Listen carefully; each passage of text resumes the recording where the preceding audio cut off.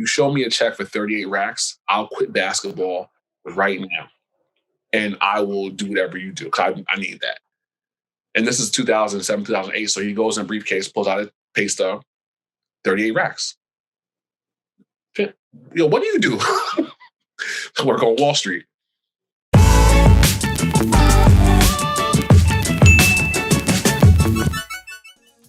But what do you do? He was like, well, I broke it down to me. I'm like, still don't get it, but 38 racks on my brain.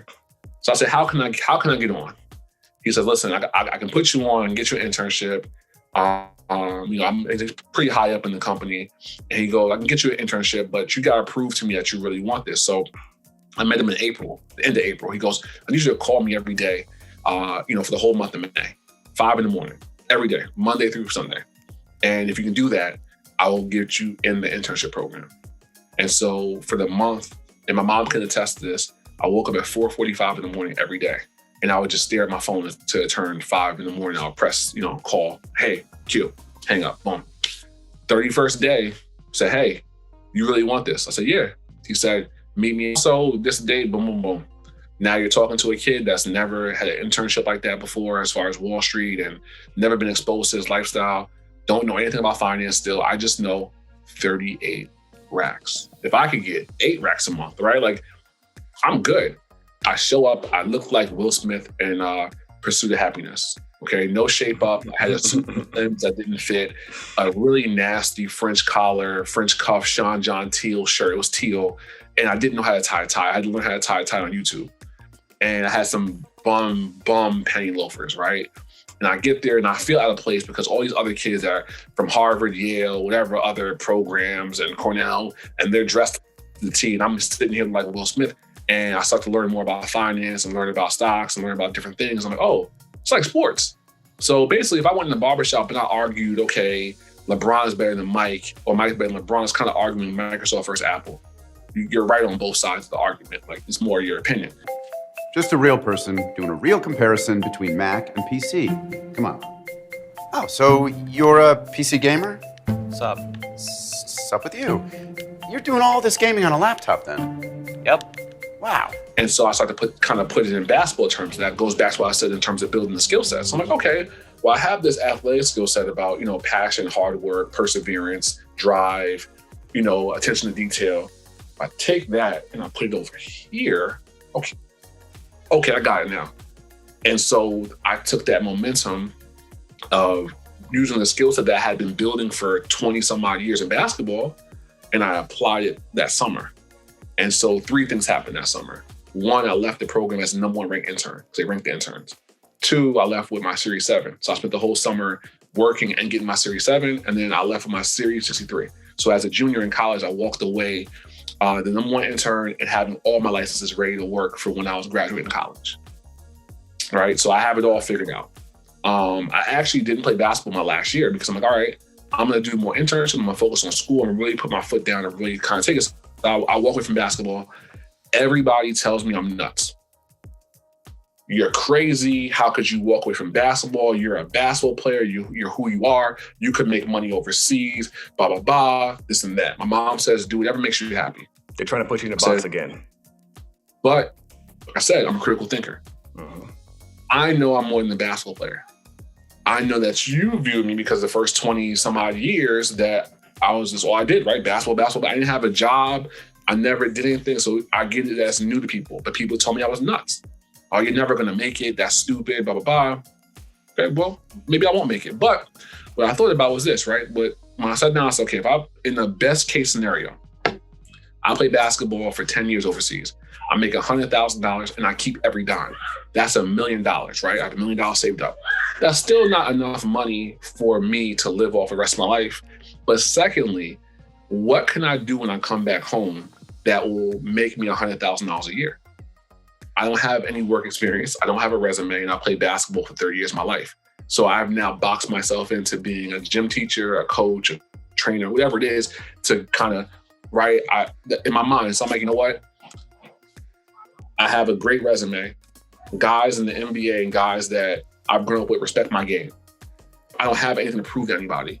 And I have an opportunity to change the narrative and the exposure in my life.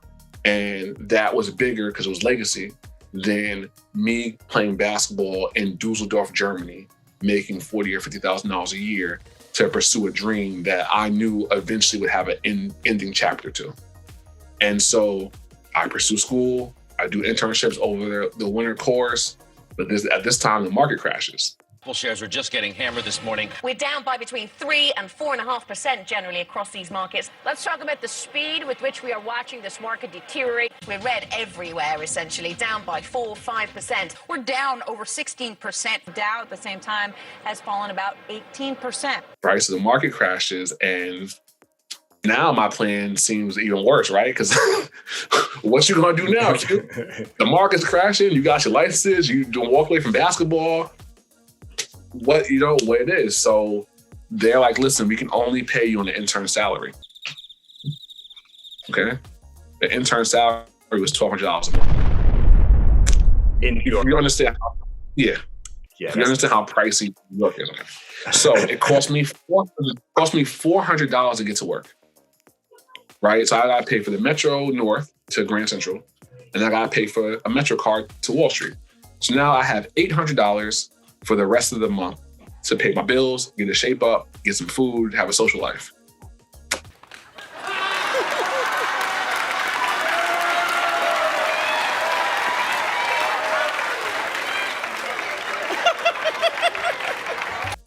Right? So for the most part, I lived off of dumplings from Chinatown.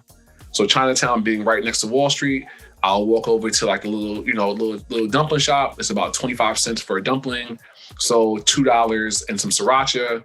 I'm sure that my sodium levels were through the roof at the time, but I understood that if I got more experience in the field and the more I learned, I could become, more dangerous, right?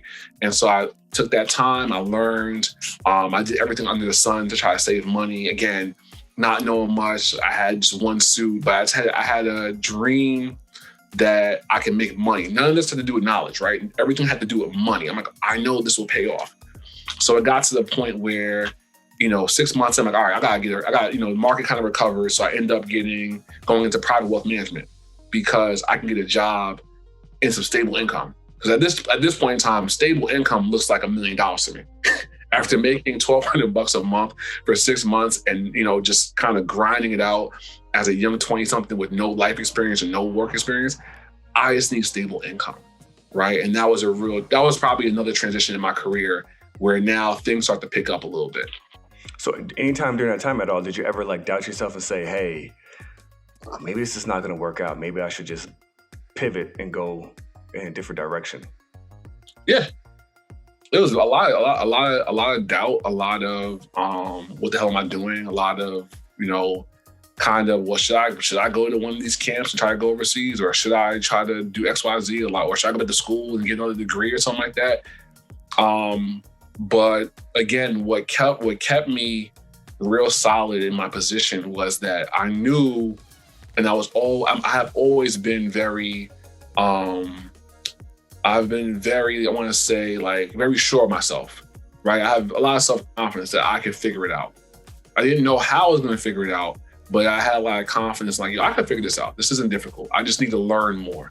It wasn't the material, it was the experience of learning and kind of doing and seeing. It wasn't that I thought people were smarter than me, or I thought guys, they just had a better head start.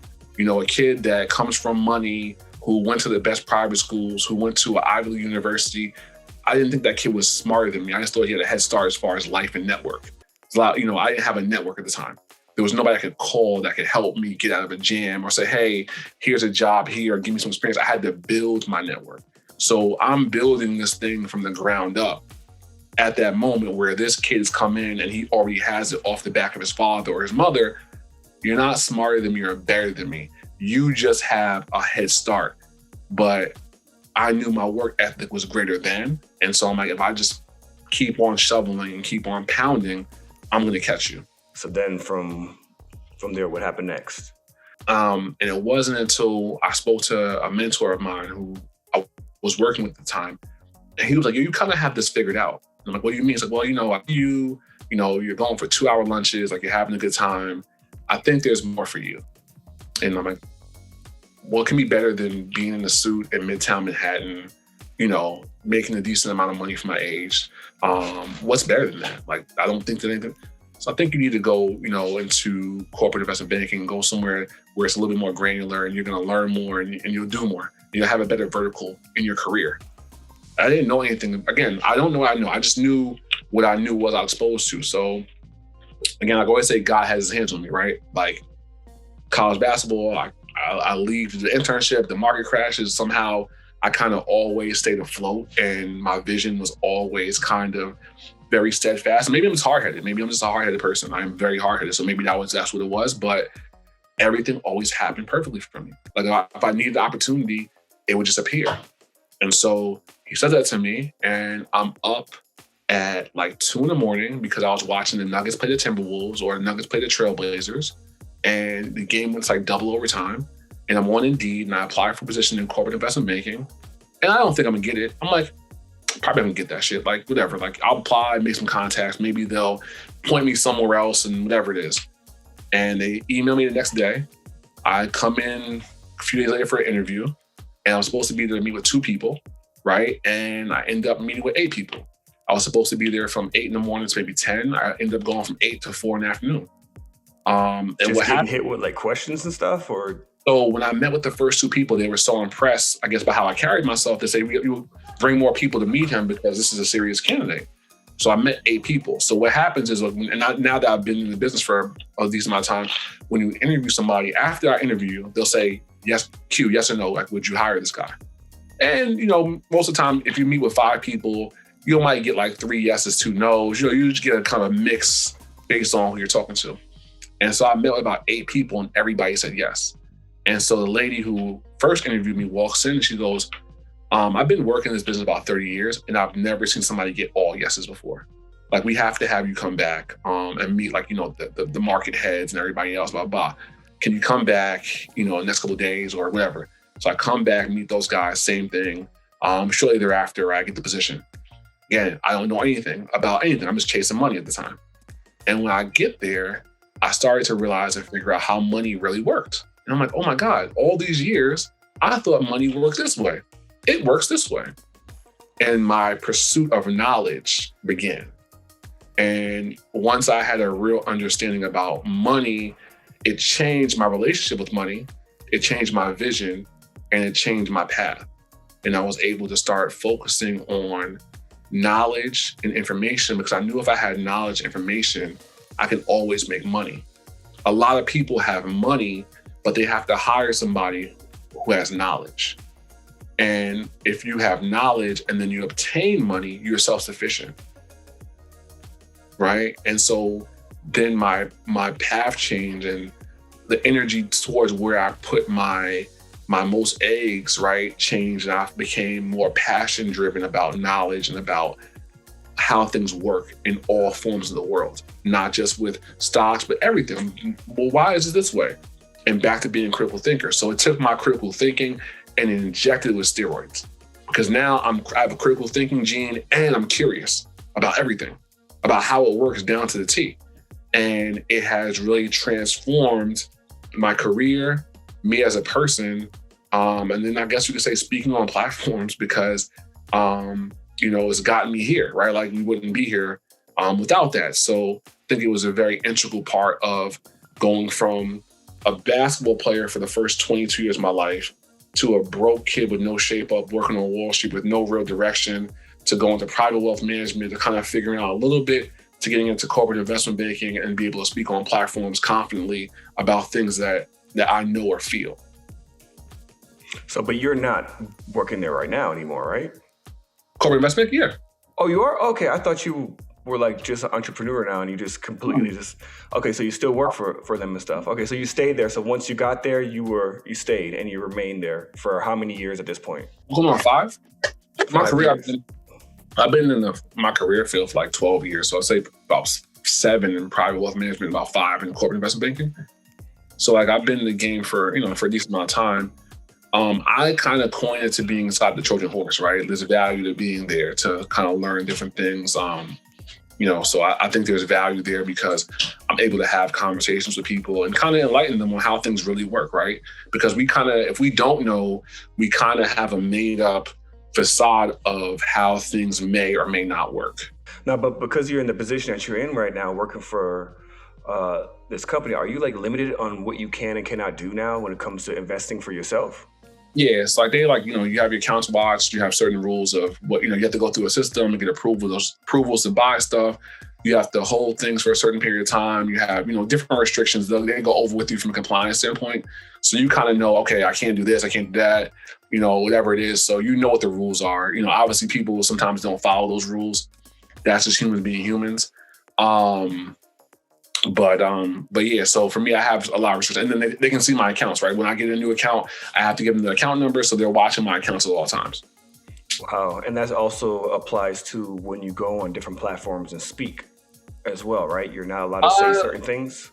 Probably. I mean, for the most part, I don't think I'm that visible where they necessarily care. I can't go and say nothing crazy, but for the most part, I think a lot of times the subject matter isn't that deep, right? I'm not giving away any secrets about the company or about anything they're doing. Just more having a conversation about my path or my thoughts on a particular company or my thoughts on a sector or my thoughts on strategies and whatnot. I'm not, no way do I represent or no way do my thoughts represent the company.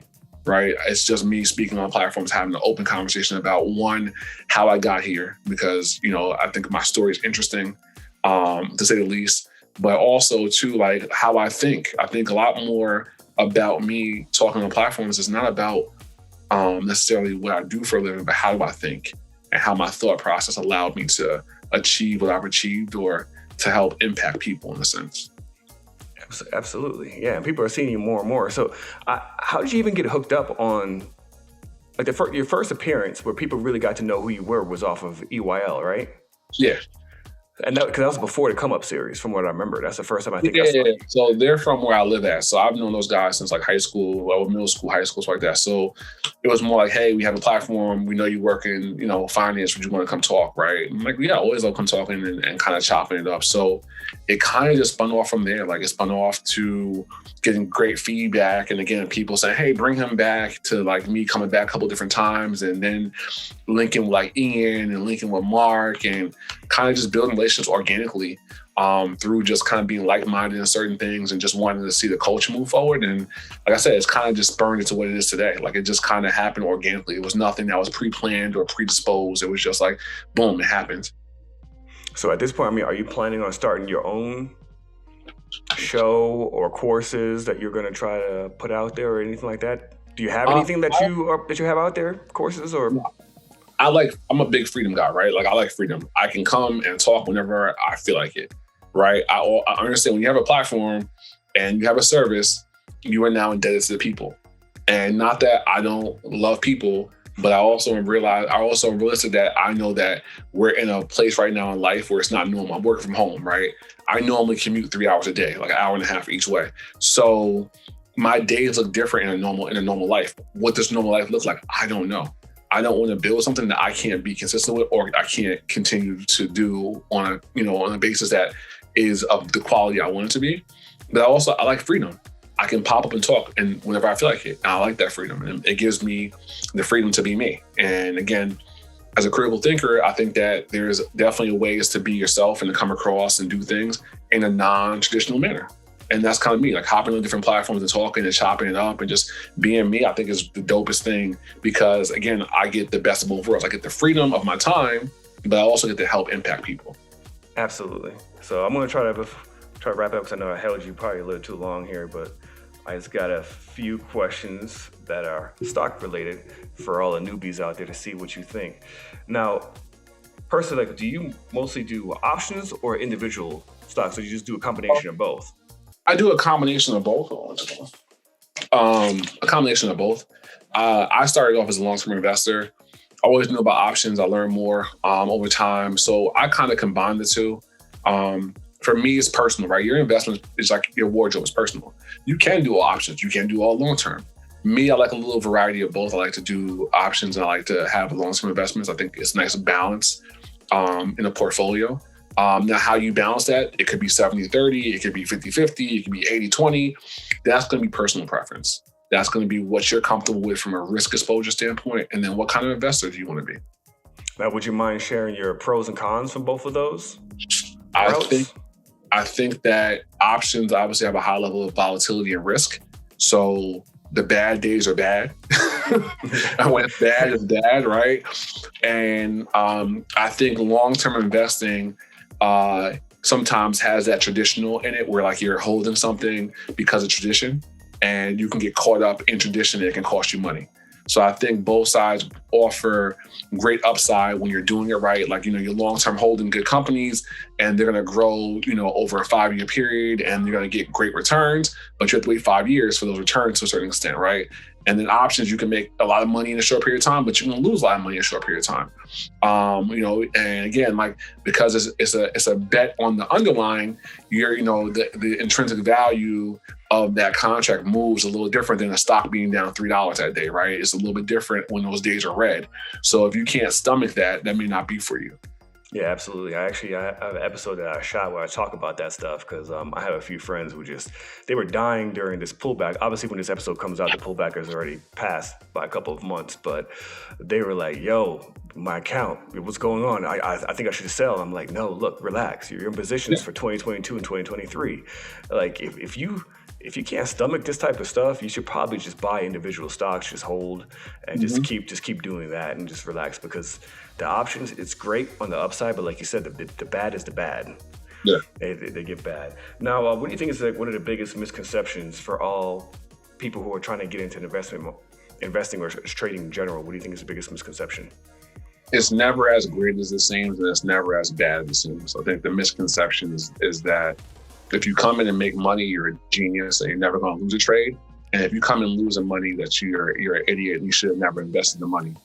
I think emotional intelligence is the most important thing when you're investing, but not being too high or too low, and not believing the hype, right? When you think about these platforms, CNBC, Bloomberg, whatever, they're media platforms. Their job is to get viewers. It's not to inform you.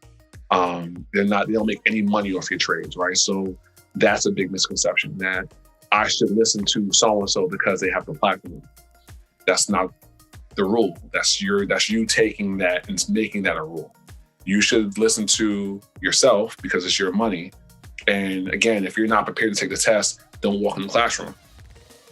So I think the biggest misconception is that you can use other people's homework over a long period of time to grow your account. You can't. I actually agree with you 100% on that. I was trying to explain to people as well that it's great that we have people like Come Up Series or EYL or Red Panda, but eventually you can't always forever rely on them, right? Yeah. You can't rely on all these different groups that, like, hey, the Discord groups or the WhatsApp groups where we just drop in gems or, hey, buy this, sell this. Eventually you have to learn the stuff yourself, because if they go away, what are you going to do? Not even that. Nobody's right 100% of the time. And if I'm going to lose money, I'm going to lose money on my thoughts and not anybody else's thoughts. Yep. Nobody's right 100% of the time. Message! So when it comes to your best trade, what was the best trade that you ever made? That's tough. Might have been Facebook early when it kind of ran up. I'm trying to think. I don't even know, to be honest with you. Like I said, most of the time I'm like a long-term guy. So it's like I've been holding certain names for a long time. Like, it's like could be maybe an Apple play if I looked at it, or something that's kind of more mainstream. I was like, oh, this is really, really valued. And then, it's doubled to triple, whatever it was.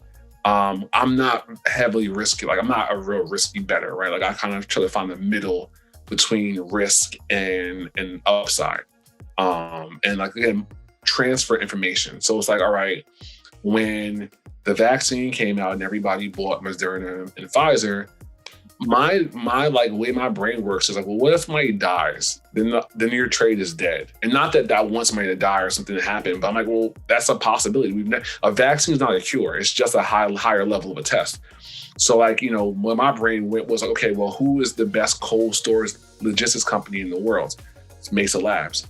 And so if I was going to bet on somebody, I would bet on Mesa Labs, because regardless if somebody dies or they don't die, they're the ones that's moving the vaccine worldwide. So like my brain kind of works in that where, okay, I can get some exposure to the vaccine with minimal risk, but the upside is a little bit more limited. So stuff like that, like I'll find, so I make like probably like a lot of medium level things where I haven't made that like I bought it at 10 and went to 100 kind of trade. More of the like, I understand that I'm not taking a crazy amount of risk because I don't have to, but I'm also in the middle when it comes to returns, and it works for me. No, that's great. It's funny because I remember you speak highly of Square a lot because I know you think that's the future. So true story, I bought Square at $20 a share and I sold it at 100.